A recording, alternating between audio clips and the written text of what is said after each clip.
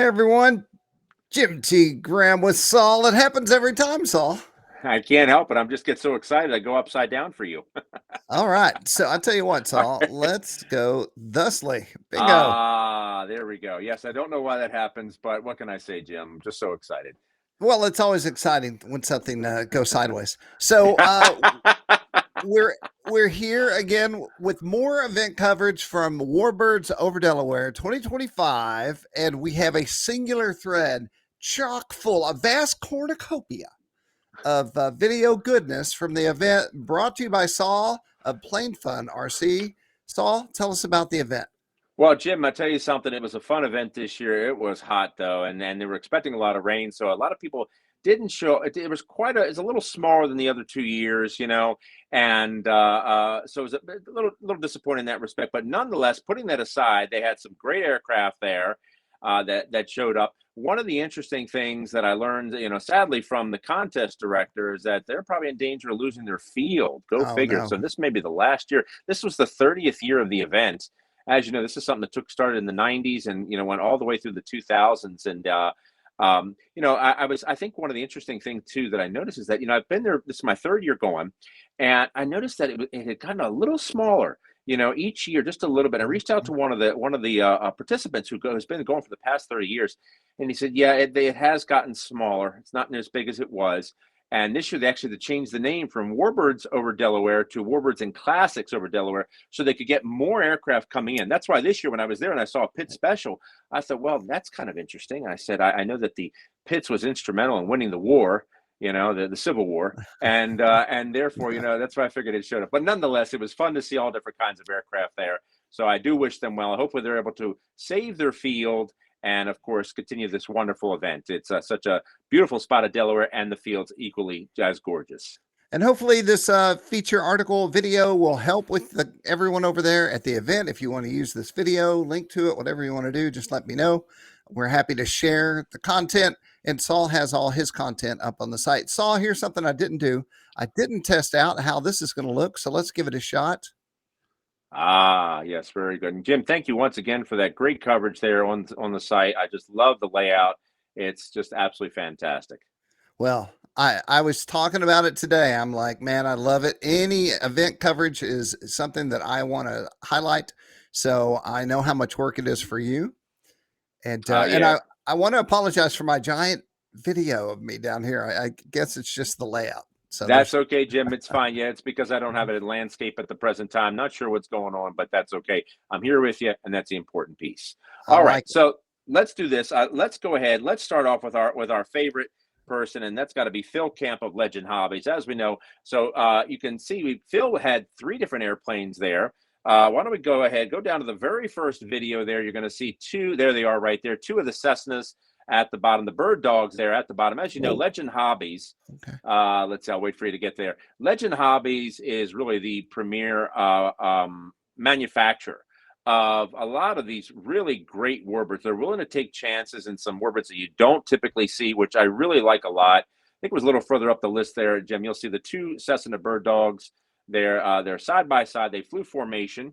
Yep, keep on going up and you'll see it. But nonetheless, while you're looking for that, so Phil Camp is the pilot for Legend Hobbies and really represents the hobby not only as a phenomenal pilot. Yep, keep on going up. Should be up there sooner or later. Yep, I think Sorry. you'll I'm come sorry, across it. everyone. That's okay, my friend. Don't worry about it. There it There it is. is, right There it there. is. There we go. So Phil Camp was there. This is so one of the great things about this bird dog. If you're looking for a great bird dog, they've got 3 sizes. They got a 156-inch span. This is their newest, 122-inch, and they've got a 96-inch span as well. So, the 156 was just gorgeous. I mean, just huge, just beautiful in every way. And this 122 is no slouch there. So they were flying formation and just did a beautiful job representing that the wonderful manufacturer Legend Hobbies, and of course went through and really showcased. And Phil is just fantastic there. So now Phil not only had that one, but if you scroll up just to the, oh, Nope. I'm sorry, go ahead. Yep, go ahead and play that one. Yep, go right ahead, my friend. No, go ahead, please. Let's showcase these wonderful aircraft. Here it comes.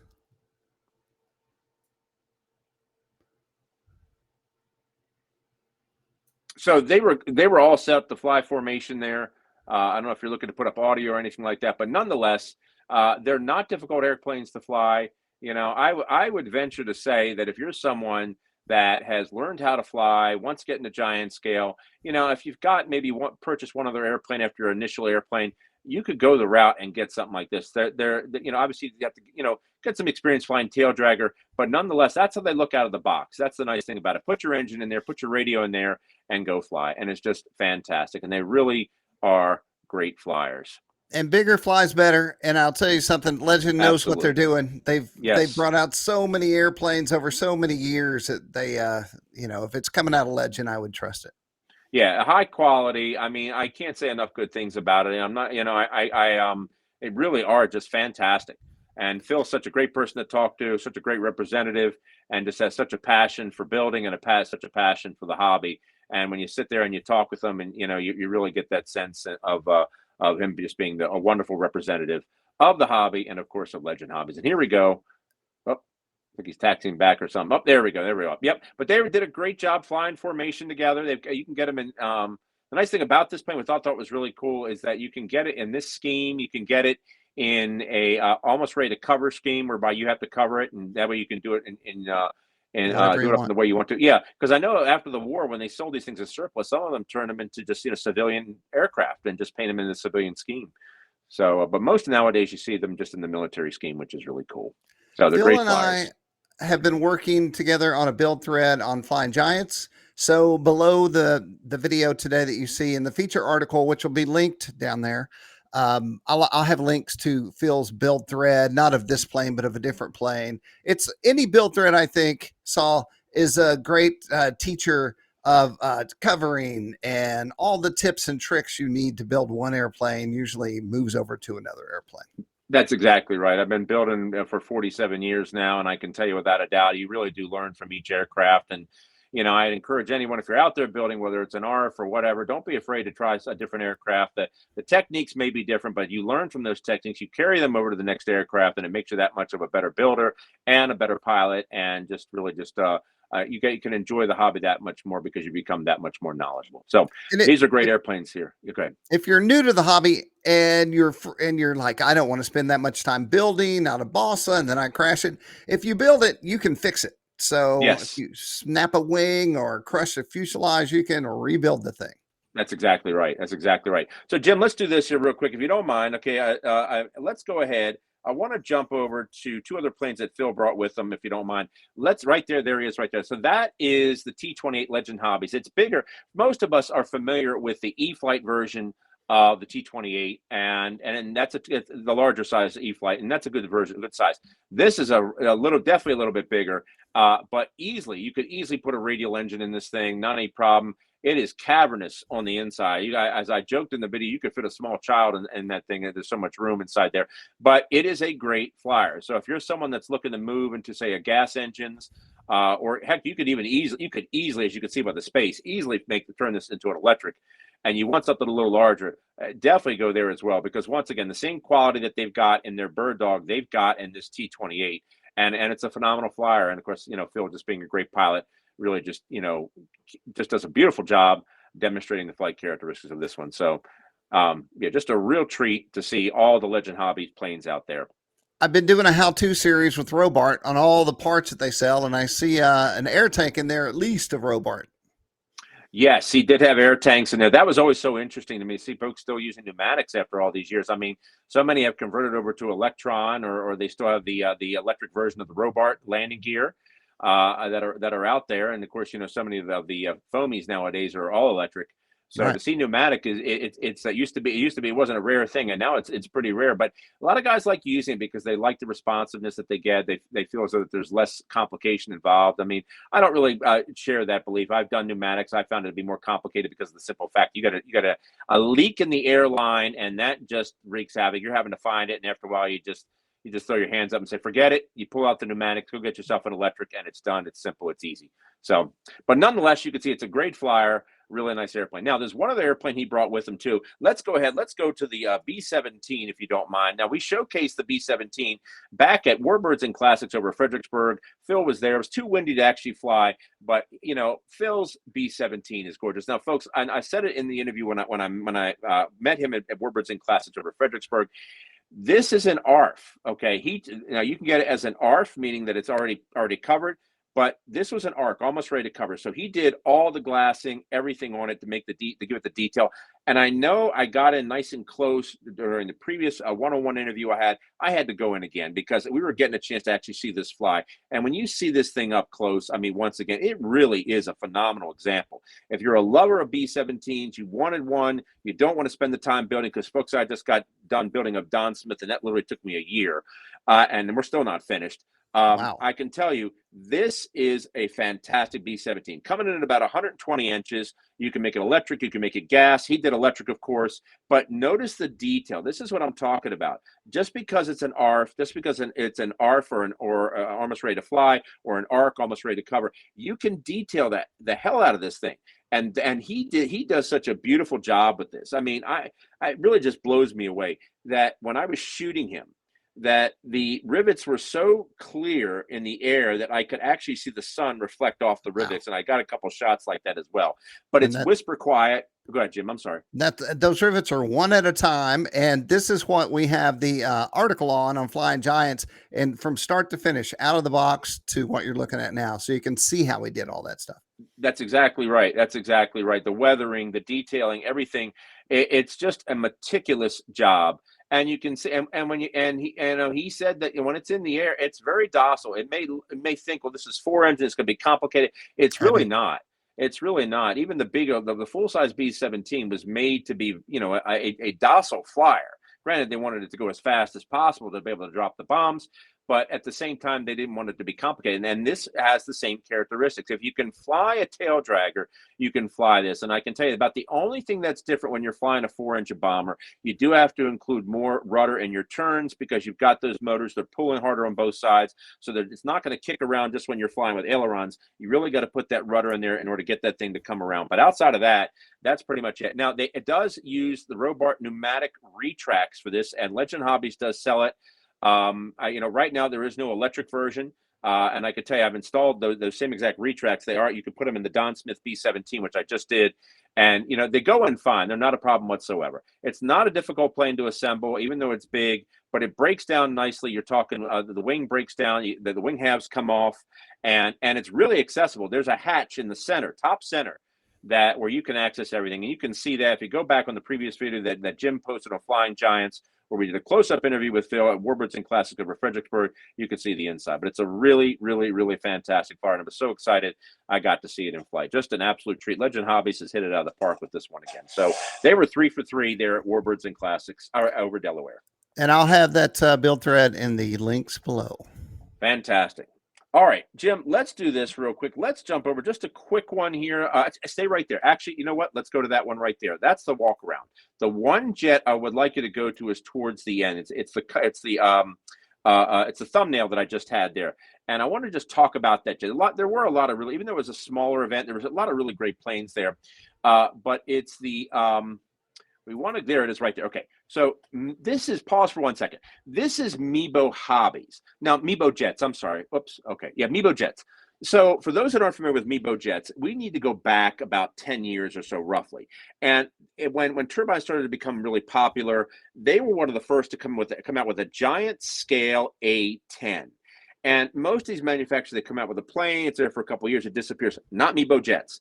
They go through there. I think they're on the 10th generation of that A10, but that A10 has been immensely popular and was for many years, and the quality has always been stunning. This is one of two in the entire United States, this jet right here. And the guy, if you can let it play, I think I got in a little closer to the rivets. The guy did a stellar job with this. And I remember seeing a video of this made by Mibo Jets. They showcased it one time. I think you could find it on YouTube somewhere, probably on their channel. But it was the most unique jet out of the whole event. Probably one of the most unique jets I've seen that is scale. That's the crazy part about it. This was it caught my eye from the distance. He didn't fly it as far as I know, but it is a very cool jet. The guy took, I think he said, about 1,000 hours to do the detailing altogether, roughly, if I'm correct. I think he said, because the owner was there and he had his friend who did all the detailing. But it really is a very, very unique jet. You have to forgive me. I don't remember the name. He did tell me the name. It is in the video. You'll have to watch it, folks, to catch it, but it's worth it. And it really is just an unbelievable jet with some tremendous detailing work and just really gorgeous. What's so interesting, the black lines, so that he put the rivets down, then he went back over the lines, because if you look at a full scale plane with rivets, okay, that that aren't always flush mounted, they capture all the dirt and the Right. oil. So that's what's mimicking those lines right there. It's that dirt and oil that it captures, and you can see it in there. So he really, not only did he put the rivets down, he went back over with a paintbrush to mimic that and did a meticulous job in that. See, that's what always impressed me the most, Jim, when we're talking scale. It's not just the plane itself. It's the detail work that goes into these aircraft, the final little bits, the rivets, all those other pieces, the highly detailed cockpit. Those are things that generally could take the most time. Even with 3D printing, you're still painting it and trying to get it to look as original, as real as possible. And that's real talent right there. That thing is awesome. Yeah. I would be so frightened to fly my artwork around like that, you know. I have to agree. I think that's the reason why I don't fly as much. I love my planes so much. I know crashing is part of the hobby, but come on now. They're in my heart. There's three kinds of pilots: those that will crash, those that have crashed, and those that are crashing right now. Now, that real quick, pause for 1 second, real quick. Look at the size of that GB. That, I'm pretty sure, is the Wendell Hostetler version. I think it's the 40%. It was big. I didn't get a chance to see him fly. I don't know if he did. Like I said, the problem was, Jim, it was hot. At one point, it was about 90, 95 degrees one of the days, and most people they just wound up just sitting in the shade. And I don't blame. Even at 5 o'clock, it was still hot. I mean, there was one point where I had to stop for about an hour and a half and just sit in the car. But yeah, it was hot. I think that kept a lot of people away. So, all right, let's jump to one other one, Jim, if you don't mind. Let's go ahead and there is. I want to go to the. Let's see if we can find the Cub, the big giant Cub, right there. Oh, perfect. Okay, this is interesting. Let me talk about this one. Okay, so let's give it a second to kick around here so we can see it in its glory. Wow. Okay, so pause right there for 1 second. That's perfect, just right there. Okay, so let's talk about this plane. This plane has an interesting history. So let's go back in time. Please join me in the Plane Fun RC time machine as we go back in time, because we're going back to when 2.4 was first came out by Spectrum. Remember that time? You and I have been in the hobby a long time, Jim. So you remember JR was the leader. The JR had the market share. It was JR and Futaba, that was it. But Spectrum comes out, and Spectrum, within about a year or two, was the dominant force. It took JR maybe 2 years before they ever came out with a 2.4. And by that time, they had lost so much market share. So as a last-ditch effort, they came out with two radios, one of which was the 20X. So when they came up with the 20X, they had two airplanes. They had this Cub right here, the 60% scale Bill Hempel Cub, which they did up in this style. You could see it there, or 28X. That was the radio. Sorry, the 28X is what they came out with. And you could see it on the wing. It says 28X. They came out with this, and they came out with the 50% scale Bill Hempel BD5 jet, also done up in this scheme. Well, as we know, it wasn't long, maybe 2 years after that, they wound up going bankrupt, and D-Force owns them. And sadly, they're still there, but you just don't see them anymore. It's pretty rare. I think the first time I saw a JR radio was with a gentleman that owned this, because it came with the 28X that they originally used. Right. So here's the interesting thing about this plane. So not only did they use it as a promotional model, as a last-ditch effort to try to get people to go back to buy the JR radios, but it wound up just sort of being passed from person to person. And the person who owns it now, his name is Jerry. Jerry owns an auto shop here in Maryland. He got a hold of it through a broker, and when he got it, it needed a lot of work. It needed to be, the wing was, we needed work and everything. So he went back, he recovered the whole thing. He did the decals did exactly like the original, which was stunning, and he did a beautiful job with it. The thing was gorgeous, great flyer. All of these Bill Hempel Cubs are stellar flyers. Folks, if you like Bill Hempel, you'll love this. He has them in all sizes, and they're always very popular. You can go to any fly, and at some point, you're going to see a Bill Hempel Cub, anywhere from, I think he goes down to about 25% scale, all the way up to like 60 or something. Yeah, 60%. But this was 60, and it was huge. It was huge. Now, that was one thing he brought. Do me a favor, Jim. Let's go back to the list of videos. We want to go to the Waco. That's the big thing I want to go to. Do we want to see this thing take off, though? Yeah. Let's watch it take off here. Let's watch it take off. This is like a famous classic car that belonged to Steve McQueen or something. It's very interesting. Exactly. That's exactly right. All right. I expect it'll jump right off the ground. I love that scheme.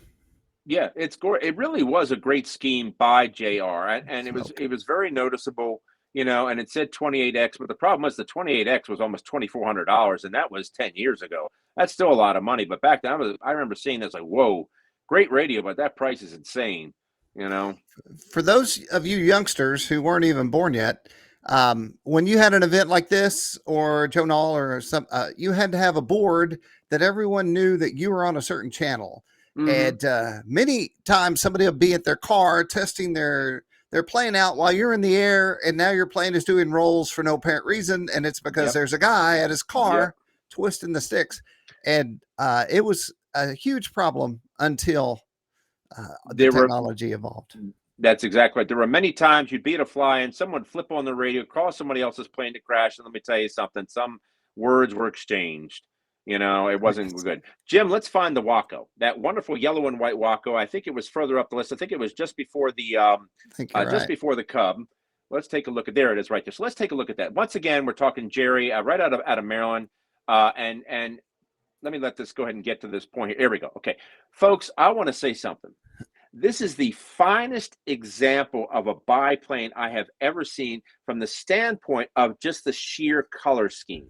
Took him a year to build. He did all the painting, everything. And I got to say, out of a Waco, this is the most original design ever. And you can see it. It is just stunning. He's got a gorgeous thing. He had a 250cc Moki radial in there, had an incredible sound to it. It just absolutely, I don't know if you could turn the sound up now, Jim, or not, or Yeah. anything so the folks at home can hear it.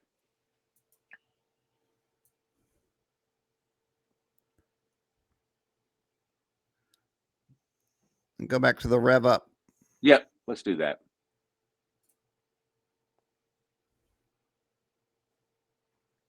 Not really Like a hearing Harley anything. Davidson. You can hear it on your end, but I'm not really hearing anything on my end, Jim. So that's fine. I understand.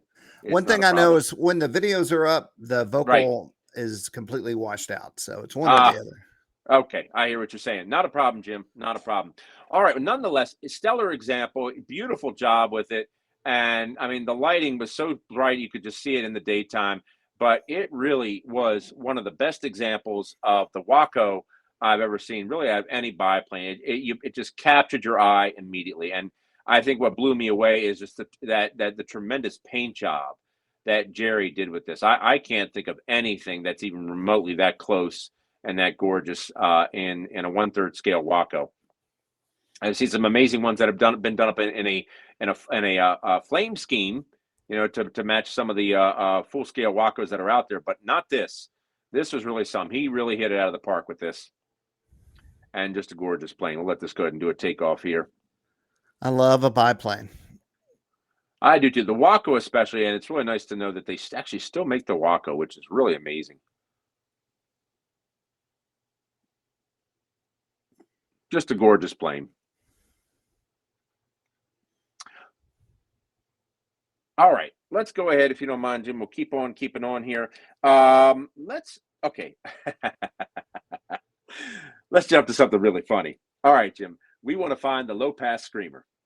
Okay, that is Phil Camp's wife, the low pass screamer. I think she's towards the bottom of the list of videos that you might have there. You'll see her. It's just a few seconds, and I don't know if you're able to turn the audio up on your end again, but if you can, you Yes. really want to on this one because it's going to be so important. You know. So while you're doing that, let me talk to you about this. So the low pass screamer. So this is Phil. There she is right there. This is Phil Camp's wife. So I'm at the fly-in. Okay, I'll let it play itself out. Let me let her do her thing, and then I'll tell you the story because it's quick.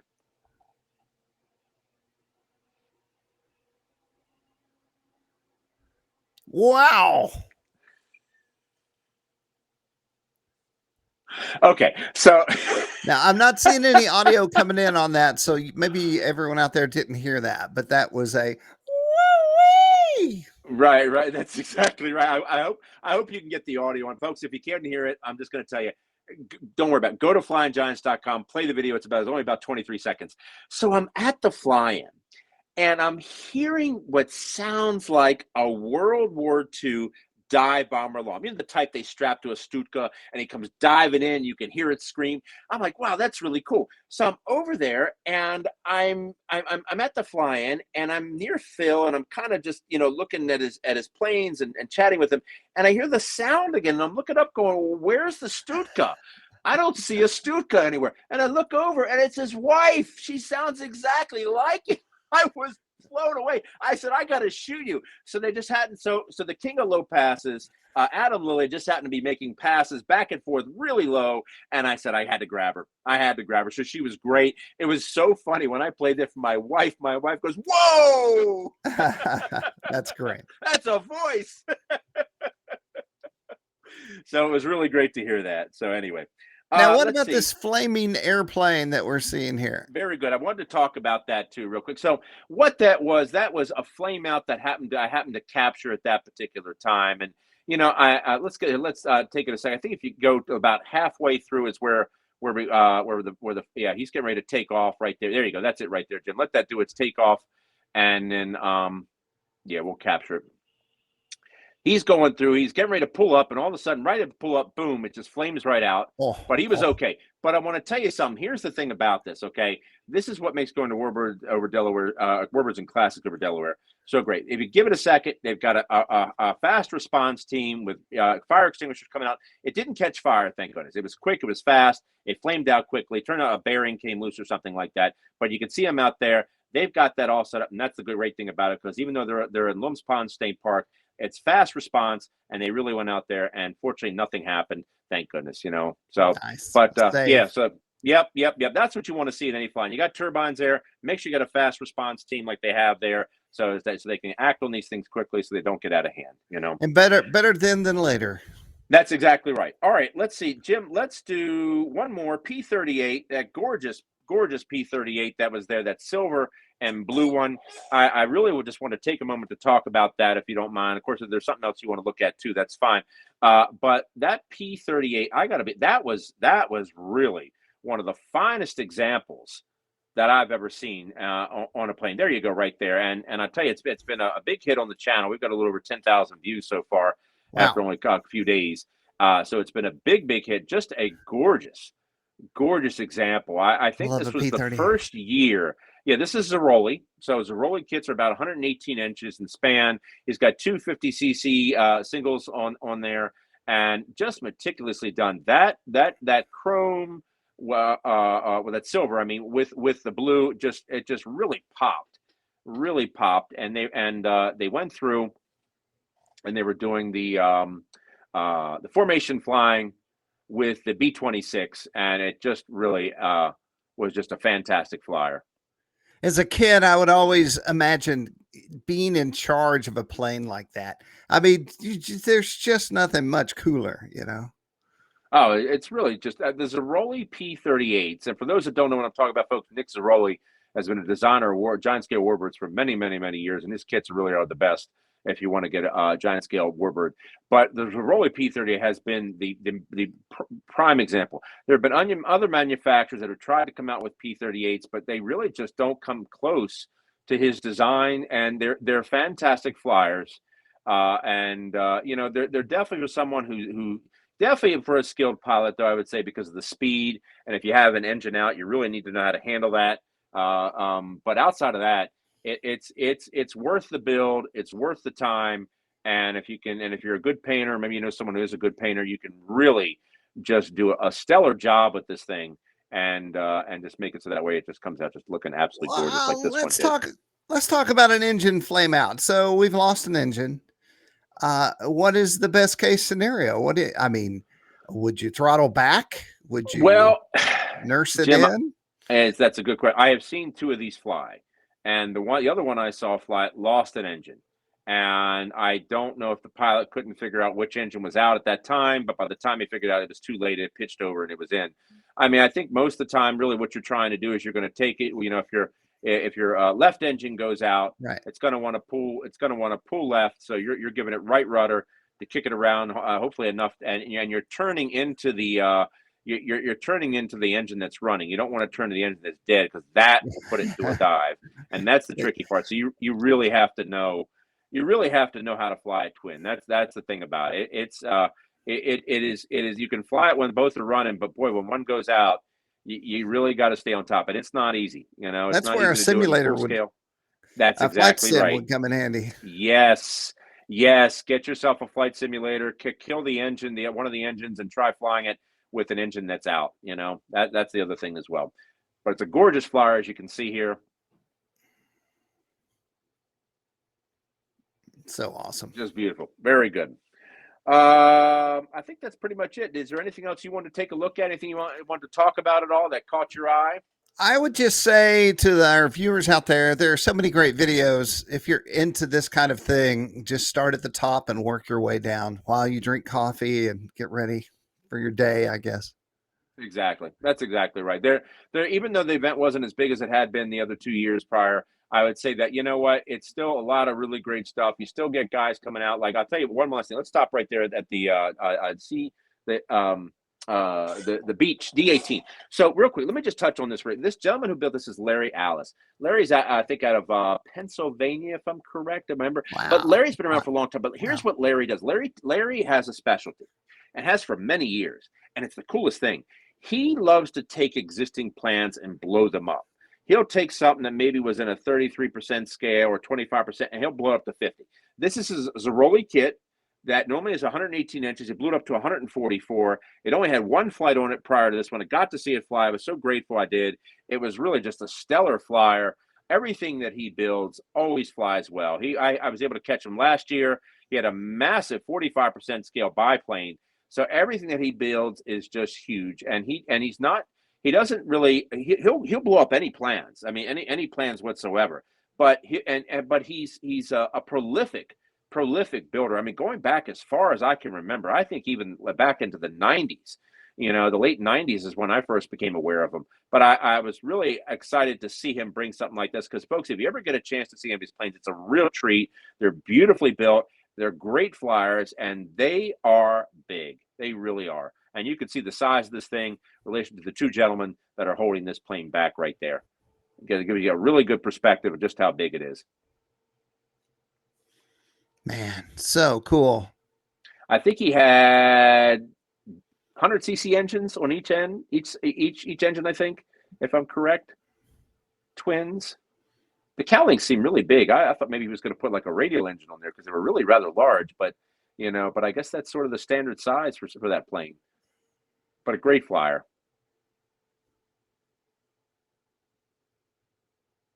Come on. But really nice. Man, so cool. Yeah. But it was a great event, Jim. Like I said, I wish Delaware RC the best of luck. I do hope they're able to keep their field, and if not, well, I hope they're able to find something. Fortunately, in that part of Delaware, there's a lot of farmland, so I'm sure they could find something. But hopefully, they'll keep it. And and like I said, I wish them well.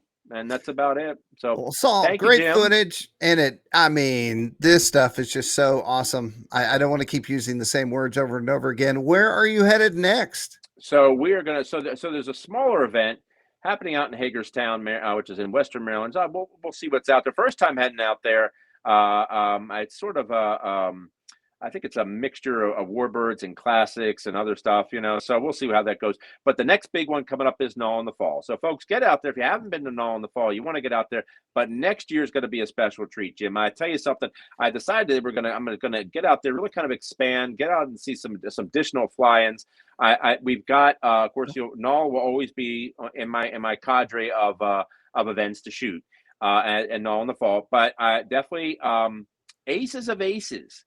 I don't know if you've heard about that. Yeah, I see the logo in my head. It's a red plane on the T-shirt. That's what I say. You got it. The Aces of Aces is going to be at Triple Tree Aerodrome. And folks, if you love scale, you're going to love this event. Get out there. Go on to the trip. Do a search for Triple Tree Aerodrome in Florida. They would call it Top Gun, and Top Gun goes way back to the 90s. I think actually back to the 80s. I think because they used to have it at a polo field. I think that's where they began it. And so it is the best of the best in scale. And there is no finer place to have it than at Triple Tree Aerodrome, which is the largest RC venue in the entire United States and the world, to be honest with you. Yes. And I'm very excited with that. That's going to take place in April. So we're looking at Joe Nall next year. We're looking at Aces of Aces, Nall in the fall, and hopefully, if I still have some time left open available for work, I'm going to definitely get back to Flight Fest. But I really want to try to make it to Oshkosh, because Oh yeah. Oshkosh has an RC field, and I want you and I to be able to talk about that. Yes. Because you know something, it's you're seeing this year, Flight Test is out at Oshkosh. Horizon Hobbies out there. It's nice to see even more of a presence of RC, because let's be honest, Jim, that's how people get started in full scale aviation. They started Yep. with model aviation because it's the least expensive route to go, and it Full scale, right. sparks the greatest interest. We took the whole crew out about 7 years ago, and Oshkosh reached out to me, and I was able to hook them up with Jace Ducia, who flew his routine just to blow everyone's mind. And it's unbelievable. Fighter Town is literally acres of full scale Warbirds. It's not, you can't even wrap your head around it. It's crazy. Yeah, I'm excited. I've been wanting to go, and it's time for me to get off that fence. I tell people to get off the fence for the fly-ins that come out. Well, it's time for me to take my own advice and get off that fence and head out to Oshkosh, and give us something great to talk about during next year. So, I love it. I would never want to fly in there. It seems like driving through Dallas at 3:00. Yeah, you do. But I love watching the videos of the Fisk arrival, and I go, well, yeah, the pilots are on their toes. There's no two ways around it. You have to be. You really have to be. There's a lot going on, Well, everyone, as Saul produces great content, we will share it with you on RC groups, and this will be on YouTube, and it'll have a link below, and that will allow you to see all the other things we're talking about, all the videos that we're talking about, and expand your RC horizons. Thanks again for the time, Saul. I really appreciate it. Absolutely, Jim. I enjoyed doing this with you. It's always so much fun. It's just an absolute blast. All right, everyone, hit subscribe and like and all those things. And when we do something like this again, you'll be able to know about it ASAP. And until next time, just go out there and fly. All right, folks. See you later. Bye.